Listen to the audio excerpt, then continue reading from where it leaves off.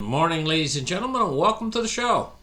Glad to have you guys here this Wednesday, May 17th, 2023. Thank you for tuning in. Now, here's the thing. Russia mulls severing ties with Poland as the United States supplied HIMARS are deployed near Kaliningrad. Okay, I'll tell you what it is. Yesterday, I was talking about the HIMARS and the missiles, the new Russians hypersonic missiles that they shot down. I was talking about a little bit of a discrepancy in numbers this way or that way. But what I didn't talk about was how effective the U.S. Patriot missile system was. They shot down 6 hypersonic missiles. Okay, maybe they shot 18, maybe they shot 6. I don't know. But what I do know is they were successful at shooting a number of them down. And this is a tremendous accomplishment because this is one of the Russians' most potent weapons systems. Flies at many times the speed of sound. It's like hitting a bullet with a bullet, basically. But it works. It works. And this is a big accomplishment. Really it is. And it shouldn't go undernoted what an accomplishment it is to actually shoot a bullet down with a bullet. And that's what I wanted to say. But at any rate, this war continues. And we see Russia is mulling severing ties with Poland as U.S. supplied HIMARS are deployed near Kaliningrad. These HIMARS systems are a rocket system that can strike, I think it's something like 70 kilometers distance. And they've been very effective in this war so far, these HIMARS systems. Now, I wanted to talk about some other news here. The U.S. debt limit thing is approaching. And so the Democrats are launching a discharge petition to force a debt ceiling vote. And they're working on this feverishly right now because the debt limit is approaching so closely. It says House Democrats plan to collect signatures on Wednesday for a discharge petition, a long-shot parliamentary maneuver designed to circumvent House Republican leader and force a vote on the debt ceiling.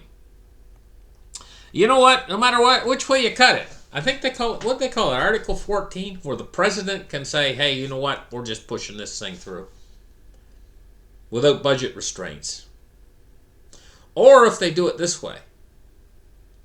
Either way, if they try to push this thing through without any budget restraints, it just means free, easy money. You know?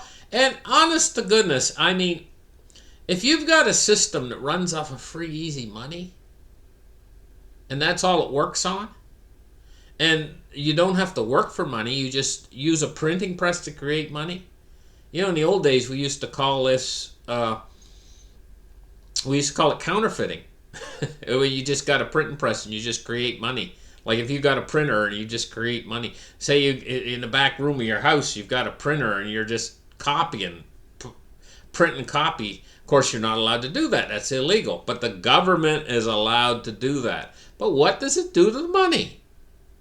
That's the big question. 64,000. And so if you just pass something through without use some legislative trick, or you just have the president stamp it and that's it, it's going through anyway, that's just opening the door to printing free, easy money. And it's gonna have an effect, a very negative compounding effect upon the dollar.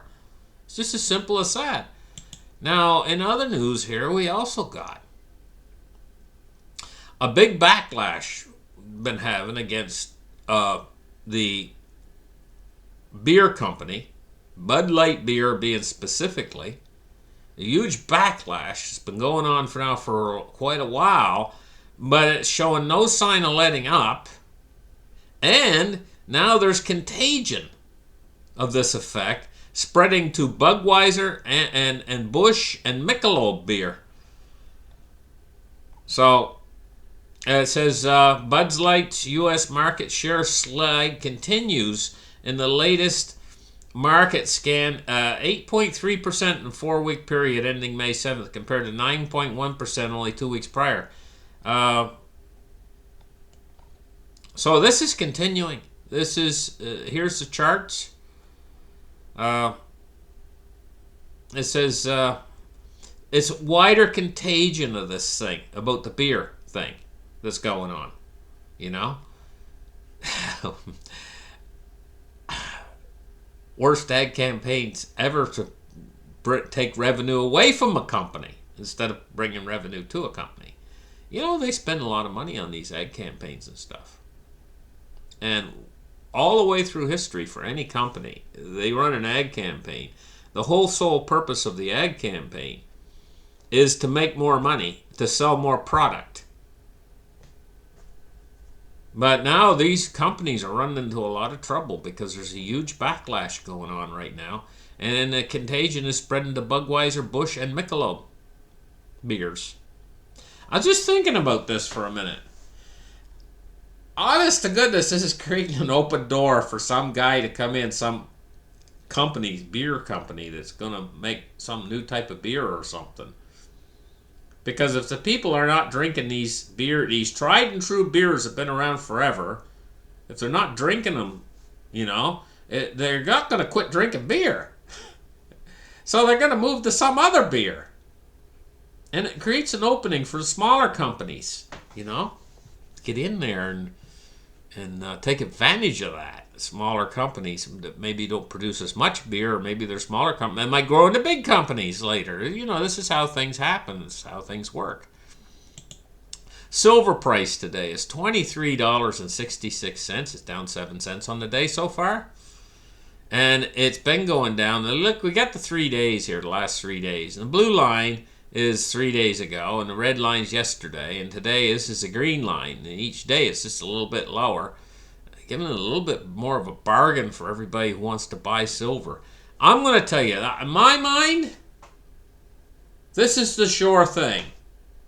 And why I'm telling you guys that about silver is because of if you study about silver, you're going to find that the fundamentals are absolutely enormous driver for you, for reasons to buy silver. The fundamentals behind it. It's a very limited resource found in the Earth's crust. The United States Geological Survey did a survey on silver years ago. This was many years ago they did it. And they said that it's going to be the first mineral to go extinct on the periodic table. Extinct is the word that they used, because it's going to become rarer and rarer in the Earth's crust.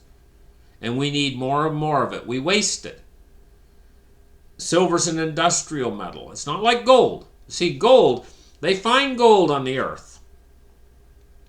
And what do they do with it? Well, they might make jewelry. They put it in bars and put it in vaults. They might make jewelry and stuff. But the jewelry ends up going back. And people are, say people have been married for 30 years. They give the ring to their grandkids or whatever, after they die. And that gold ends up being sold because they run out of money because of this government that we got in place that's making everybody poor. And they have to sell Aunt Gertha's ring or whatever, it's gold, and it gets resmelted down into a new gold bar. And so it never gets lost. But silver's not like that. Silver goes into your electronics and it goes into the landfill and it's gone forever. And we owe limited amounts of it in the Earth's crust. And it is going to only go up in the future. It's one of the supreme investments is real physical silver. It's one of the best things you can do for yourself and for your family is to not think short term. Don't think, okay, I'm going to make a profit on this stuff. I'm going to buy some and I'm going to sell it and I'm going to get rich. No, don't think that way. Think long term. Think, I'm going to put this stuff away for my grandkids because there's going to be a time in the future, it might be 20 years from now, where this stuff is going to be worth an absolute fortune. And you're going to laugh at these prices, $23 an ounce, when it's like $23,000 an ounce. It's like more precious, but by that time you might not be able to buy much with your dollar anymore. Well, that's just the way things are going, because it's a progression that's been going since 1914, where your dollar's worth less and less every year. You know, the Fed says they want to shoot for 2% inflation target. Why should we have any inflation? We shouldn't have any inflation. We shouldn't have any deflation. In a monetary system that's run correctly, the dollar should be worth the same 10 years from now as it's worth today. It should be static. There shouldn't be no inflation and no deflation. Prices should remain the same. You should be able to buy something and 100 years from now buy it from exactly the same price as you bought it for now. That's a stable monetary system. And there's only one way you can get a stable monetary system. You've got to have the currencies being backed by something of value. It's as simple as that. Okay, so we check the silver price. We're going to check the gold price, cryptocurrency price today. And it's over a trillion, 1,118,000,000,000 today, with a Bitcoin price of 26,796 and an Ethereum price of 1798. So it is going down, albeit slowly. Checking the stock market today, the Dow Jones is up 142 points at 33,202. I'm going to tell you what, this stock market's went nowhere for the longest time. It's been hanging around this area of 33,000 but now inflation. So here's what you got to consider. The amount of inflation out there, and how the stock market hasn't went anywhere for like a year or 2 years or whatever. It hasn't went anywhere for the longest time. Well, let's look back here. Let's see here. We've been in this range. Let me go back to the chart. Let's go back to 5 years. So pretty much right about here. Okay, so 6/13, 2021. It hasn't went anywhere. Okay, yeah, it's went up and down a little bit, but we're at the same point. It was 33,424 on the 6th month of 2021. And now here we are, the same spot. All that time has passed and it hasn't went anywhere. But in that time frame, you've lost 20% of the value of your dollar, roughly, to inflation, because we've had massive inflation over the last year and a half or so. And so what does that mean? It means the stock market's really fell 20%. Because you can only purchase 20% less than you could purchase. Even though the stock markets went nowhere, you've lost 20% of that purchasing power.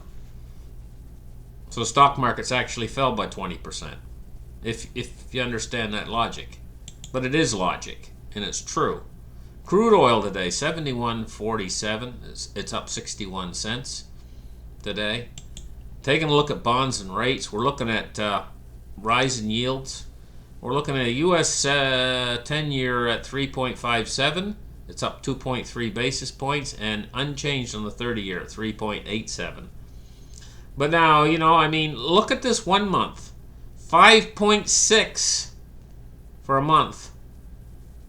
30-year, 3.8. That's a big difference, guys. The DXY today, the dollar index, is 102.96. And it's been rising. Rising all day today. Thank you guys for listening to my show. Like and subscribe. We'll catch you guys in the next episode. Have a great afternoon. Bye-bye.